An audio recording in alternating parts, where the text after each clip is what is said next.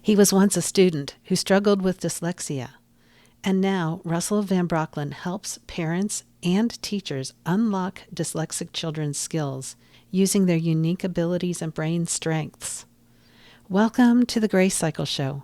I'm your host, Karen Dittman, and this is your place to stop striving and learn a new way to grow and thrive by God's grace. Russell, welcome to the Grace Cycle Show. I'm excited for our conversation today. Thanks for having me. So, I'm going to invite you to start by just sharing with us a story of how you've seen God at work in your life by His grace. Well, I would have to say that literally I can't explain another reason for what I'm doing because this was the last thing in the world I was supposed to be doing in my life. And I can tell you that there are so many points in my journey where I was just about ready to give up because I was asked to do the impossible again and again. And then just when I was about ready to give up, I had an inspiration. I had a breakthrough. Something happened that allowed me to keep going. But just really briefly, I did the New York State Assembly internship in 97. They gave me massive accommodations because of dyslexia and a recommended GPA of 3.67 or an A minus over 15 credits. But because the state's accommodations, the state's top public university, State University of New York Center at Buffalo's Political Science Department, didn't like the accommodations the state government gave me. So they flunked me 15 credits of F. I then decided to solve dyslexia by going to grad school, and I was advised to go to law school when I had a reading and writing ability of a first grader. Oh, my. So I somehow got myself to read a little bit. My second day in contracts, the professor called on me. Instead of answering like a student, I answered as his equal. We argued for 15 minutes. We couldn't beat each other. After that, I learned to read within a month. I learned to write within a couple of years. And then I went back and the state said I had to get the approval of the New York State Education Department.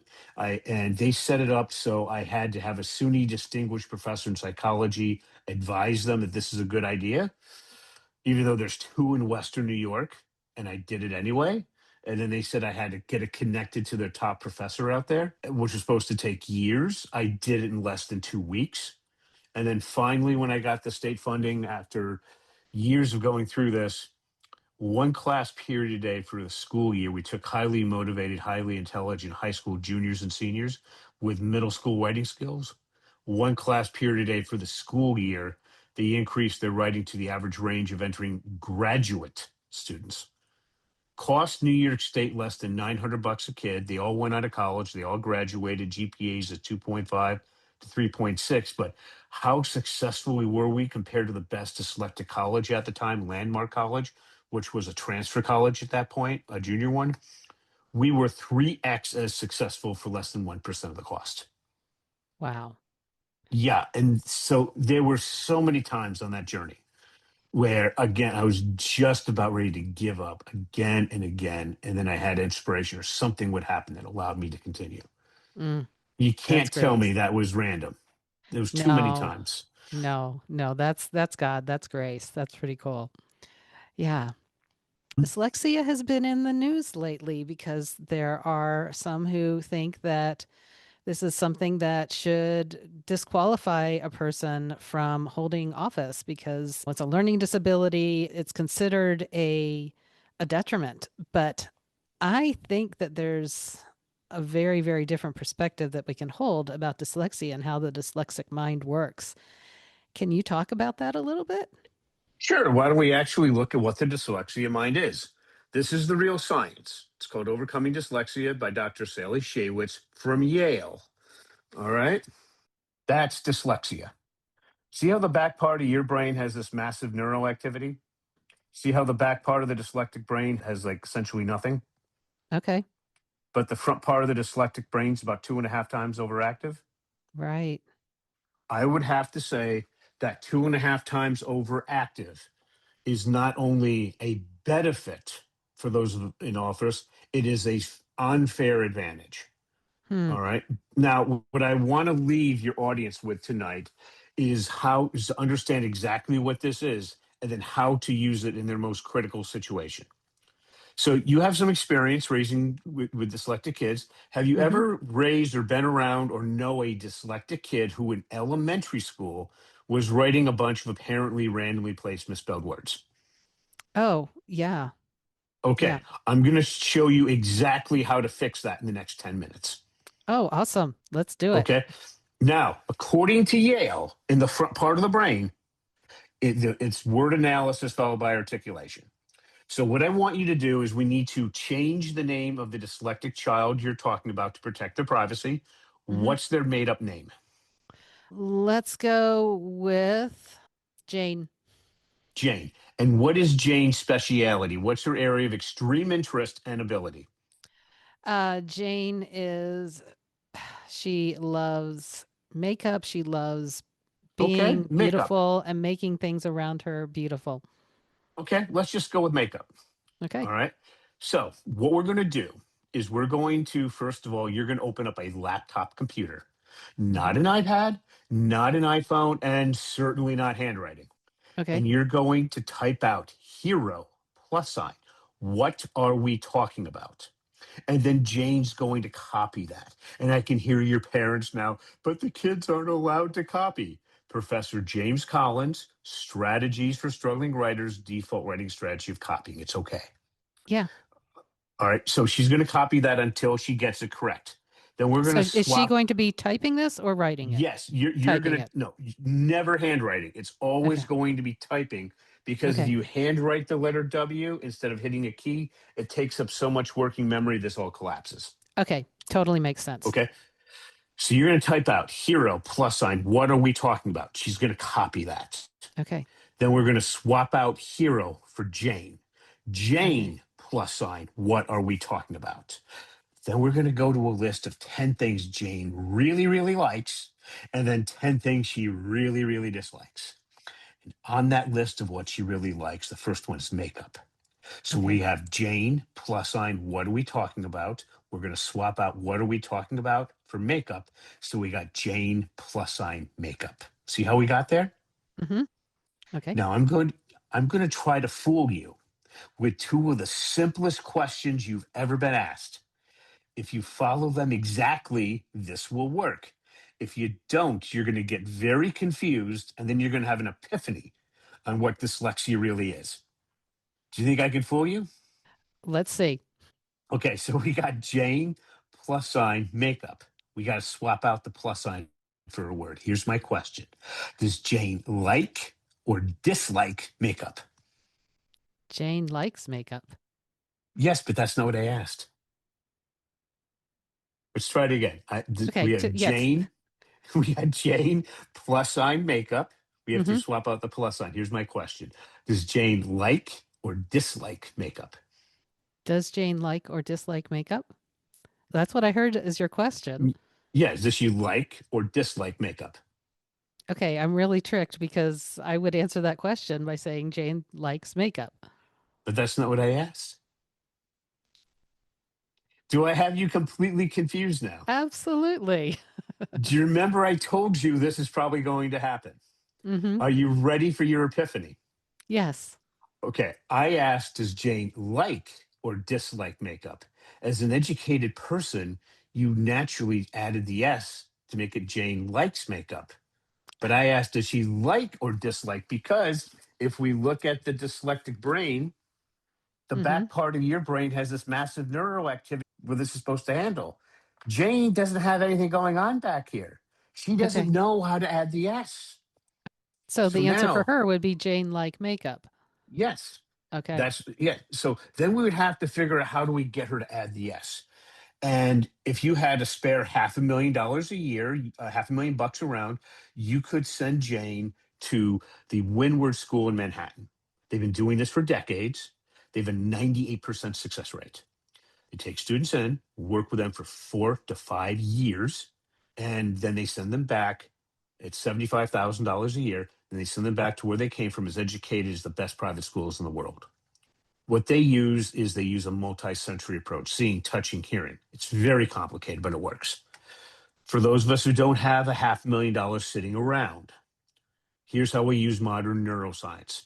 The front part of the brain, because this is where we need to move things to, because that's 2.5 times the neural activity, it's word analysis followed by articulation. So what we do is I would ask Jane, Jane, Do you like or dislike makeup? She would say like. So we got Jane like makeup. How do we get her to add the yes? I would say, Jane, read what you just wrote out loud. Jane like makeup. Jane, does that sound generally correct? No. Fix it. Jane likes makeup. And we have her practice that with 10 likes and 10 dislikes. Do you see how that's a simple form of word analysis? Mm-hmm. Yeah. Then we go because reason one. Give me a simple reason why Jane would like makeup. Because it makes her pretty. Jane likes makeup because it makes her pretty. Now, do you see how the reasons are a simple form of articulation? Mm-hmm. So we've now moved things from the back part of the brain where nothing's going on to the front part where we have 2.5 times the neural activity. So now what we have to do is correct the grammar and the spelling. So I'd ask Jane, read what she wrote out loud. Jane likes makeup because it makes her feel pretty. All right, now I'd ask Jane, does that sound generally correct? If it doesn't, keep going over it until it does. That gets rid of all those nasty major grammar errors. Now we're left with some little ones and a few medium ones. Okay, teachers can deal with that. Mm-hmm. So we now made that usable. Next thing we say is we tell Jane, put a period down. Now, every time you type this and you misspell a word, you have to retype the entire sentence until it's correct, which will take her between 3 and 13 times. She's going to keep saying, I'm not going to make that mistake. I'm not going to make that mistake. And she keep doing it. And then she tries harder and harder, concentrates harder and harder. In the front part of the brain, that's where the magic happens. Then, after she eventually gets that correct, we do that for the other 9 likes and 10 dislikes. And then for the 20 sentences, reason one and reason two until they're all spelled correctly. Then reason one, reason two, and reason three until they're all spelled correctly. Now, every kid who does this now is rewriting decent grammar, correct spelling, 3 reason sentences. And their reading has also improved because if you can write it, you can read it. If you can write it, you can Mm-hmm. read it. Right. Now you just learned how to do the basics in about 10 minutes. Oh, that's great. That is really good. Yeah. I know there are curriculums, homeschool curriculums I've seen and used before that are about learning to read through learning to spell and write first. So that totally Mhm. makes sense to me. Yeah. Well, the other thing is when you're dealing with these kids, the number one thing you have to deal with, especially when you're dealing with ADHD, and dyslexia, is you have to focus on their speciality. Mm-hmm. Let me give you an example. My most successful case ever. Her name was Casey, and I just went away. No, I never saw this before, Casey. I will never see this again. This was a one-off edge case. Casey was 10 years old at 5th grade, and she was reading and writing at the 2nd grade level. She was phenomenally interested in Theodore Roosevelt. So I assigned her this book, The Rise of Theodore Roosevelt, all 900 pages. She insisted on doing reading first, so I gave her the process. She goes up to her room, shuts the door for 3 hours a night for 6 months, most of the days during summertime. At the end of that, you could flip to this random page, point to a random word, and she would tell you the dictionary definition. She jumped 8 grade levels in 6 months, and I worked with her for 15 minutes a week. Wow. But that's not the point. Here's the Right. point. I asked Casey, we moved to a book that she hated. I asked her how much did her motivation drop? The most motivated kid I've ever seen. She said it was down about 50%. Normal kids are down 75 to 90. You step outside of that speciality, your intervention program is not going to work. So Okay. during the intervention period only, we focus on the speciality. Then if you ask a kid with ADHD, ADD, or dyslexia, in your speciality, do you have ideas flying around your head at light speed, but with little to no organization? And they're going to say yes. So, what we have to do is force the dyslexic brain to organize itself by using writing as a measurable output. Let me give you an example on that. Imagine you were asked, what effect did Martin Luther King's famous I Have a Dream speech have on the American 60s, 19 civil rights movement? You know instantly how to go and start to research and write that paper, right? Mm-hmm. But a dysle- well, no, I mean, you Well, know, yeah. generally Yeah. to go to the Yeah. library, Do you some know, generally research. just Yeah. Look up. you Yes. go do the research. It'll lead you. You write it up. Tell that to a dyslexic. It's like grabbing fog. we got nothing to grip onto. Mm, So we have to ask a specific question at a very specific point and then eventually go out. So we ask what personally compelled Martin Luther King to want to give his famous speech. And then we've looked that information up because it's very specific. That answer gives us a question, which gives us an answer, which gives us a question, which gives us an answer. That forces the dyslexic brain to organize itself by using writing as a measurable output. And mm. then we use word analysis followed by articulation. That's the model. Okay. That is just so fascinating. And it's just counterintuitive for most of us, but it is totally intuitive, I'm sure, for the dyslexic and the ADHD brain.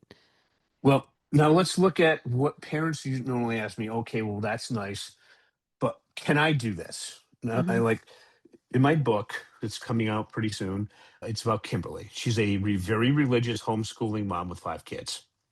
The book is titled "If You Can Write, You Can Read," and it's about her son Reed. Kimberly, through traditional methods, remember she has some college. Through traditional methods, taught her other 4 kids to read brilliantly, way above average. She failed miserably with Reed. She was embarrassed. She was humiliated. She was scared for her son. And I said, okay, we can work together to fix it. Just before I met her on December 27th of 2024, she spent $700 and had the state of Ohio test her kids. Reed was reading at the 11th percentile. He was writing at the 4th percentile. So I worked with Kimberly for half an hour a week for the rest of the school year. She worked with Reed for 30-minute sessions a week on average, so about an hour and a half. Most parents will do 10 to 15-minute sessions. At the end of the school year, he was tested again. And I'm not telling you those results because over the summertime, Reed's friends came to him and said, Reed, we want you in school with us socially. So in the beginning of August, called 8.5 months later, he was tested in a public school. Mom is miles away, much better data. His reading jumped from the 11th percentile to the 64th. His writing went from the 4th percentile to the 65th. His grammar went to the 97th percentile. I asked Kimberly how is Reed doing in February of 2026. She said he's in all mainstream classes, getting mainly A's and B's. They had a huge family tragedy, so he hasn't been turning in his English homework. So he's at a C plus in English. When he turns it in, probably a B minus or somewhere around there. Kimberly succeeded where every parent dreams of, and she did it at home in a fraction of the time of these private schools. She didn't take 4 to 5 years. She did this in under 9 months. That's an amazing story. That is an amazing story. So I'm thinking about I've got a kiddo who is autistic with the PDA profile. It's the demand avoidance and does Mhm. not like English, especially because of the writing portion. Still extremely creative, but does not want to do any writing assignments. And I'm thinking that this exercise that you shared, just this simple exercise could be really helpful for kids to kind of engage their minds in a way that would help them just learn the structure and the grammar without feeling like it's too hard. How old is the kid? 12, sixth grade. Okay. Well, we got to go something more advanced than what I just showed you because Okay. honestly, that's for second grade. Okay. Okay. Okay. Well, and So my how? Jane is already is in second grade, so perfect. Okay. Yeah. All right. Well, for your kids who is in 12, just want to know how far did you go in your education? How far did I go? I have a master's Yes. degree. Okay. What if I told you the solution to helping your 12-year-old is a way of writing body paragraphs you probably know nothing about? I would not be surprised. Okay. Now, well, think about it. This is a way of writing body paragraphs that you haven't learned in a master's degree, most likely. Are you Hmm. ready? Sure. Okay. So we have to do more evolved body paragraphs. So way that I do this is I use movie reviews, and it'll make sense in a moment because I use universal themes. I want you to tell me about a movie that you know intimately well, you think is one of the best of all times, but everybody has seen. What's the name of that movie? We'll go with the Fellowship of the Ring, the The First Lord of the Rings Fellowship of the trilogy. Rings. Okay. Now I'm going to ask you a hard question. It's going to take you a little bit of time to figure out. Are you ready? Okay. I need you to condense the Fellowship of the Ring into a one word universal theme that best represents it in your mind. Mm, okay.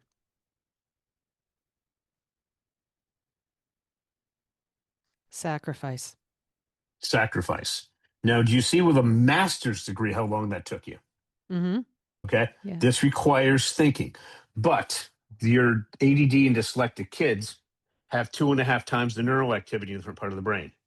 Mm-hmm. This is now you're playing in their sandbox. Okay. All right. This is where when they say the politician, you shouldn't be doing this because you have dyslexia. No, this is where you should be required to do this because you're dyslexic, because of that overactive front part of the brain. I'm about to show you why.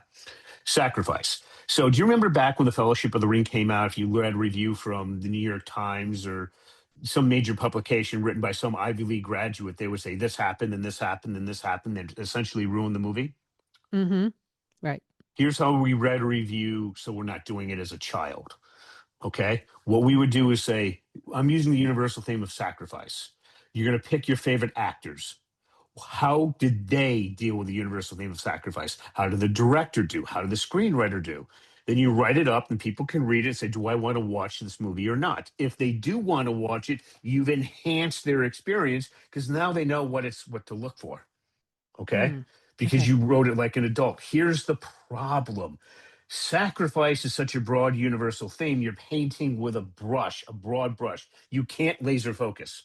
We have to laser focus. Okay, if you're going to deal with Okay. neurodiverse kids. So what we do is, I'm going to, sorry, I have to traumatize your audience. We're Okay. going to go back to high school Shakespeare, just because Okay. Shakespeare was the best communicator in English written history. So typically what happened in Shakespeare play, you have a hero. Hero would want to do something associated with one or more universal themes. Then there would be an ultimate villain represented by a person, a concept, or some combination thereto, trying to prevent the hero from accomplishing their goal. Their conflict would start in Act One, accelerate well into Act Two, and then resolve in Act Three. Mm-hmm. Sound familiar? Yep. Let's simplify that to write advanced body paragraphs. So you're going to write out paragraphs of what the hero wants to do. Okay. For each sentence, you're going to pick the most important word. Then you're going to list all the most important words in a row. Okay. And then Okay. here's the key. This is going to make parents freak out. You're going to have the kid type out the most important word. Then you're going to go to Merriam Webster's online dictionary Mm-hmm. and you're going to have them pick out their definition. Then they're going to type out and copy the definition, not copy and paste, not copy and paste. They're going to type it. And I can Okay. hear your parents screaming now, but they won't do it. Here's what you have to understand. I Mm-hmm. sit down with these kids and I say, they understand when I go over the brain science. I ask them those questions like, yeah, that's my brain. That's how it works. Then I point out, again, this is so critical, that overactive part of the brain. I said, Mm-hmm. this deals with word analysis. How are you going to use word analysis if you don't know exactly what that word means? You Okay. can't. Okay. And then I say, this is our go or no go decision. Are you going to solve the problem with me working with you in your speciality, or are you never going to get this fixed?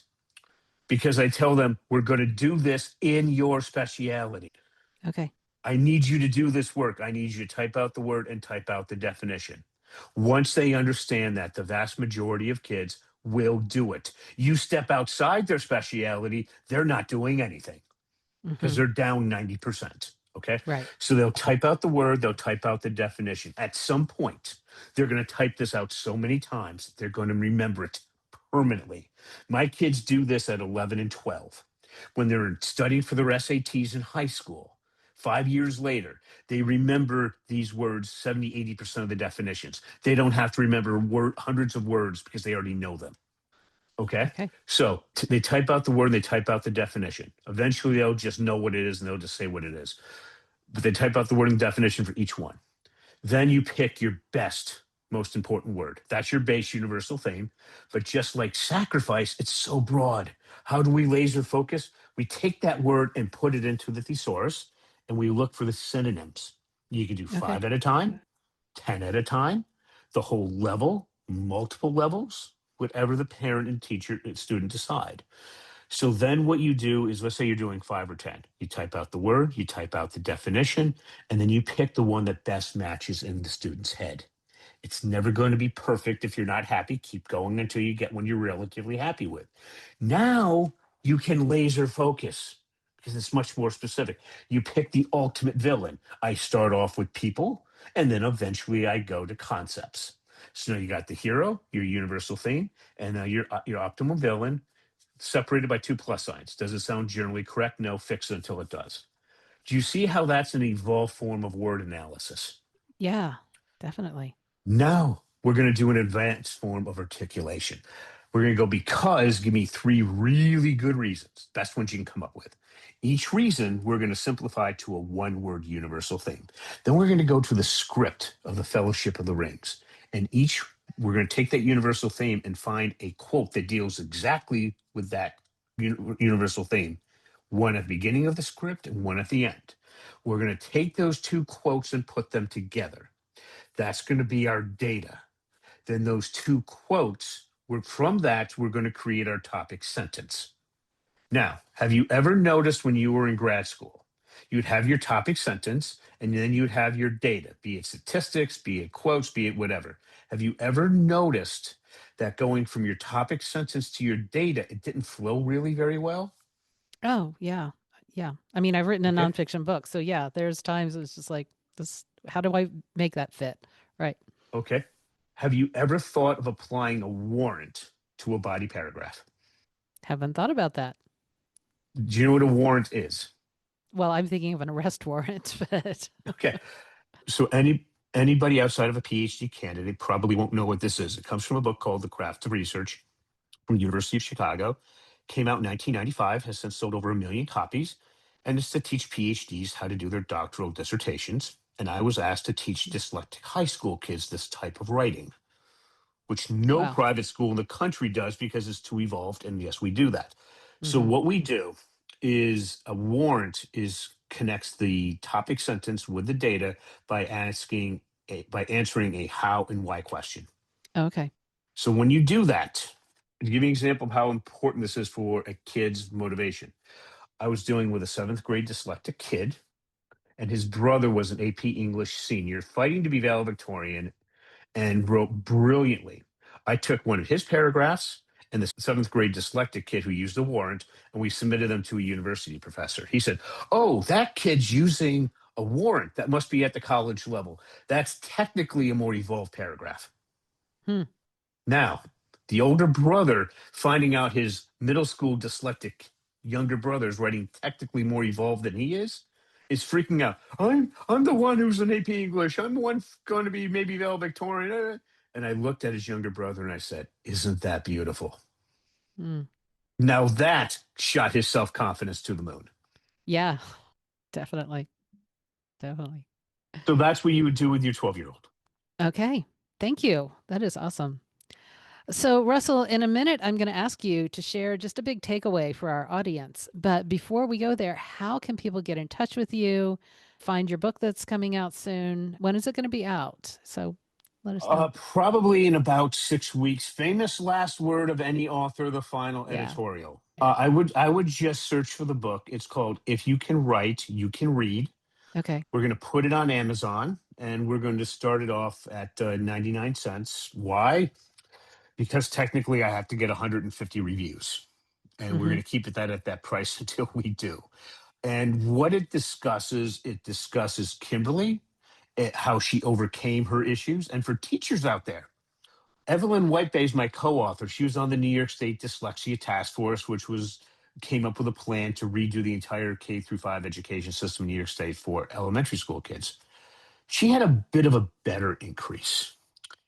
Her student was in ninth grade, a little less time than Kimberly worked with Reed, and that student jumped 6.6 grade levels. Wow. Yeah. So that's what happens when you apply a master teacher. Right. All right. So for teachers and parents, if you really want to know, I would go and look at the book. Besides that, the best thing to do is just visit us at dyslexiaclasses.com. That's with an S, dyslexiaclasses.com. There's a button there that says download free guide. Click on it, answer 3 questions. You can set up a time to speak with me for half an hour, and we answer all your questions. There's no cost for that. Awesome. Awesome. Yeah. So, we're recording here in mid March. So, hopefully, your book will be out by the end of April, beginning of May. If you can write, you Mhm. can read. Great. Yes. If you can write, you can read. Right. And it's exactly that. If you can write first, you can read. Because actually, I'll give you a little hint. People are under the impression that dyslexia is a reading problem. It's just a symptom. I routinely teach dyslexics to read better than a lot of their high school and middle school reading teachers. Mm. Hmm. For that, I use a little book called Post War Japan is History, which is used at Harvard for their beginning graduate students in post war Japanese history. And the first essay there was written by Professor Dower, who won the Pulitzer and the National Book Award. And I routinely have reading teachers that can't get past the first paragraph Hmm. because it's so dense. It literally turns them dyslexic. Oh, wow. And that's what I That's, end up teaching dyslexics. I said, yes, you can do this. You can read better than a lot of reading teachers. hmm. And that's a whole other fascinating discussion to what dyslexia Yeah. really is. So why do I bring this up? Because as you said, a politician is being told he shouldn't be a politician because he's dyslexic. Give you a little hint. There's this guy in the New York State Assembly called Bobby.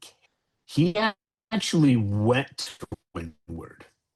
And he was so successful after that. He went to the very best undergraduate program in the State University of New York system, SUNY Center at Binghamton. And then he went on to this little thing called law school. And he was and is a very, very successful lawyer. And now Hmm. he's a member of the New York State Assembly. Go ahead and try to tell him he doesn't belong in politics. Try to debate him. I guarantee you the people saying that are going to come on the other end of the stick. Yeah. I believe it. I believe it. Yeah. So, Russell, what's one takeaway you'd like our listeners to leave this conversation hearing?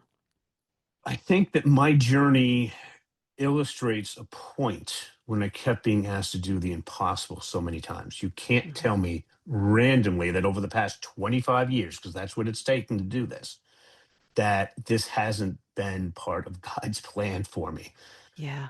especially when I had Kimberly outdoing just speed wise, the Windward School. Hmm. I mean, they take 4 to 5 years, and she did this in less than 9 months, part time. And the reason why they're so expensive is because the student to teacher ratio is like 4 to 1 or 5 to 1 Hmm. for 4 to 5 years. Right. And I had a mom do similar results in less than 9 months, an hour and a half a week. Hmm. You can't tell me. Not because here's the thing, most parents out there, you're not going to do what Kimberly did at a half an hour a session, 3 sessions a week. You're going to go 10 to 15-minute sessions a couple of times a week, and then a couple weeks on and a couple weeks off. And we still got to solve the problem in a reasonable period of time. And we do that. And then when I was connected to Angela, who's going to be teaching our class, we're up on a learning platform called School. We dropped it the price to 147 a month because everybody else is 500 to 1,000 a month with in person with some actual instruction. And nobody can afford that. Angela is a religious homeschooling mom who's a certified elementary school teacher from the state of Texas with a 2-year master's degree. And she's taught her son read this process, and she's Hmm. going to be on every week for 60 to 90 minutes answering parents' questions. Oh, You that's can't awesome. tell me that my getting involved with her was an accident. Right. We met on a podcast where she was a producer, and she was so skeptical until she saw it work with her son. Mm.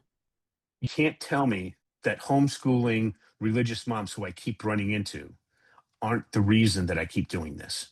This Hmm. this is you can't tell me this is random. Right. Right. So true. And I love that you are taking something hard in your life and you are turning it around and you're helping so many people. So thank you so much for your time today, Russell. Thanks for having me. You're welcome.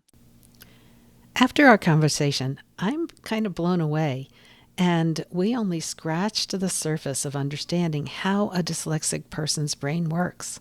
The more I interact with the neurodiverse people in my world, both children and adults, the more amazed I become at how uniquely wired brains can bring out different strengths. The question Russell asked me at the beginning of our interview, it showed me how I adapted my answer to his question without hearing the word literally. and it helped me to understand the strength of a dyslexic mind. And I mentioned during our conversation that I have a neurodivergent kiddo who experiences what's usually called pathological demand avoidance. But recently, this child is teaching me that it's okay to say no to demands that feel like too much so that I can say yes to things that God has actually gifted me for. And yes, in our world, there are challenges for kids with dyslexia, ADHD, autism, and other neurodiverse profiles. But I'm beginning, by God's grace, to see the beauty in this diversity. So if you're in a place where you feel like you need more of God's grace in your life, maybe to support a child with learning differences such as dyslexia, I'd love to offer you a chapter of my book, Thriving in Grace, Unleashing Wellness from a Biblical Perspective. This is the chapter that dives into what grace really is and how God uses it and how you can tap into God's grace and the grace cycle in your own life. So you can download that chapter from my website at KarenADittman.com. And that's it for today. Until next time, remember, get curious, stay connected, and live in grace.